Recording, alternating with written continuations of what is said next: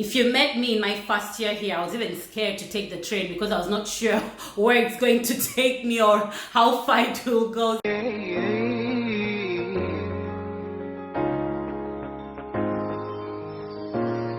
You trying to make me, I wanna leave and you're making,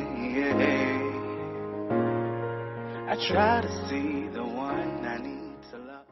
Hello everybody and welcome back to Linda Tina TV. If it is not your first time here, if it is your first time, how are you? How are you doing? Welcome to the LT family, and do remember to subscribe so that you can enjoy the rest of my content.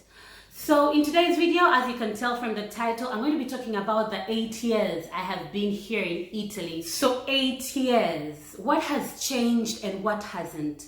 I'll tell you one thing, you don't know how tied you are to your country where you're born and bred until you move to a whole different other culture. That's when you realize, oh my God, I love my culture, I love my country. You become more patriotic than ever. At least that's what happened for me. And then I'll tell you something, the feeling of homesickness, that feeling of, oh God, I just want to go home. It never goes away. I've had friends who have told me that their new places, like the new countries they moved into, became their homes and they don't miss home at all. I don't know how they do that. 8 years on, I'm still waiting for that moment and it hasn't happened. So big changes in these years. One, I became an Italian citizen through marriage, of course. And luckily, both countries, Uganda and Italy, accept dual citizenship. So I still have my Ugandan citizenship and also Italian citizenship. That was big. And then I got an Italian driver's license. Oh my God, that is a story of its own. One of the most frustrating things I've had to do in this country or in my life, and I have to do that at 33, really?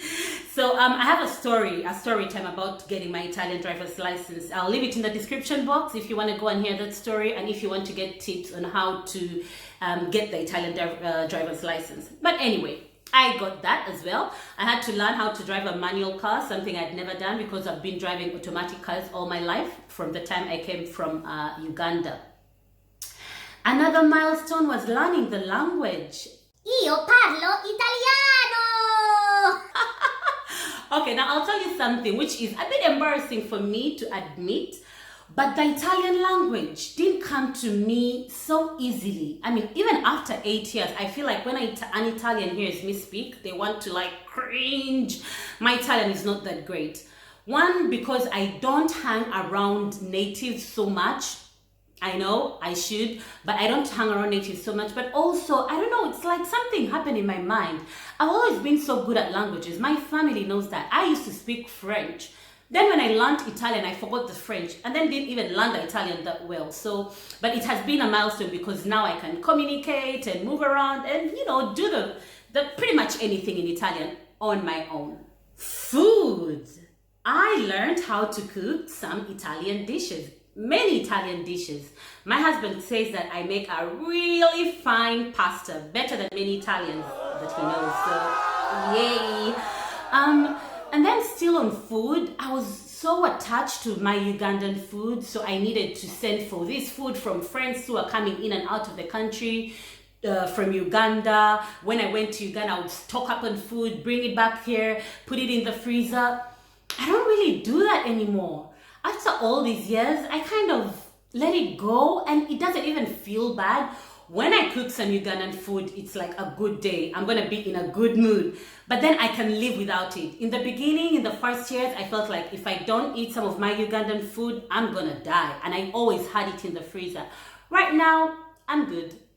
So over the years, I've also made friends, and I mean really close friends that I care about very dearly. I've made quite a nice circle here, especially after I became a mom. Before I became a mother, I was really trying to connect with groups of foreigners or seeking to the few Ugandans that I knew here who always left anyway because some of them were here to study and then some just moved countries, and I always found myself alone again.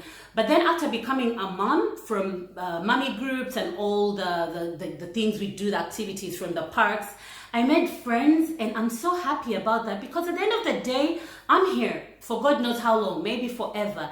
I needed to find people that I can feel nice and comfortable with, and I did that. I'm very happy that I did that. Actually, this brings me to a tip when you move to a new country.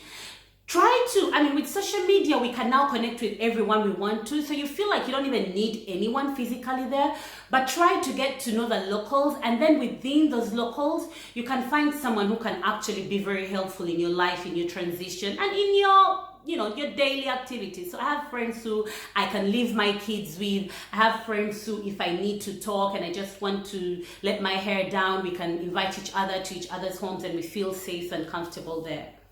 8 years later, ask me about any place you want to go in Milan and I'll point you to where it is in my sleep.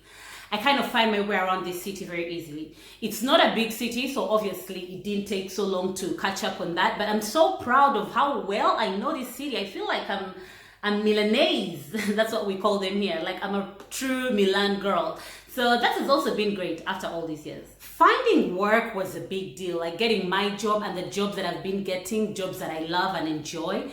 Italy has been going through a depression for a very long time, over a decade. So everyone would tell you, you'll never find a job, especially if you don't speak the language or if you don't speak it so well. They favor Italians, there's racism. As a black girl, it will be hard for you. And some people have had some crazy experiences, but I've been very lucky over these years.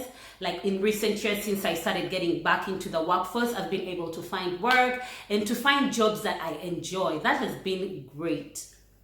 So I've adapted to the culture. I now know things that you can and can't do, even if, to be honest with you, I don't really care. I do whatever I want to do. But there's some little things that, in this culture are not very, acceptable. And I've adjusted to that and I've adapted to that.